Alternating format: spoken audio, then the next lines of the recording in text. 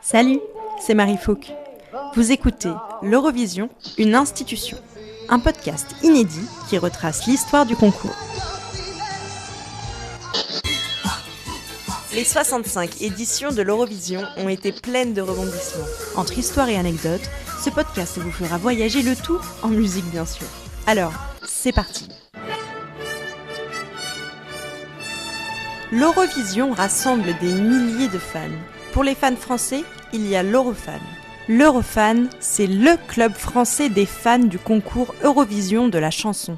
Il organise des meetings en France et à l'étranger pour suivre la compétition. Défini comme un espace de convivialité, leur forum leur permet d'échanger et de débattre autour du concours. D'ailleurs, c'est grâce à cette association et ces forums que certains peuvent aujourd'hui partager leur passion entre inconditionnels. C'est notamment le cas de Thierry Blaise. Avant Internet, j'ai vécu l'Eurovision en solitaire. Au tout début d'Internet, en 2005-2006, on allait sur les forums et on découvrait un petit peu qu'on n'était pas seul au monde. Depuis, j'ai quand même tissé quelques liens avec certains, dont très proches, et on se retrouve bien sûr quand on va à l'Eurovision. Et même s'ils sympathisent, les fans sont prêts à tout pour défendre leurs opinions. La bienveillance, je ne suis pas sûr que ça soit le bon mot. Entre nous, on est très premier degré sur les sujets Eurovision. Que souvent, comme sur beaucoup de forums, ça peut un peu se charcler. Vous l'avez compris, c'est sans pitié. Enfin, il y a tout de même une chose qui les met d'accord, et c'est ce titre.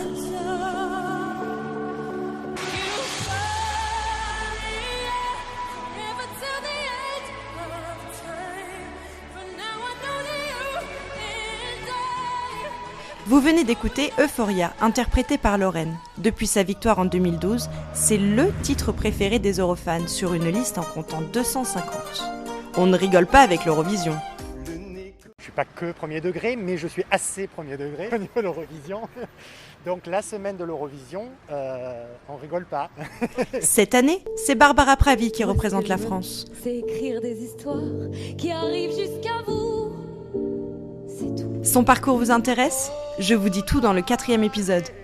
Merci d'avoir écouté l'Eurovision, une institution, un podcast inédit qui retrace l'histoire du concours. Salut !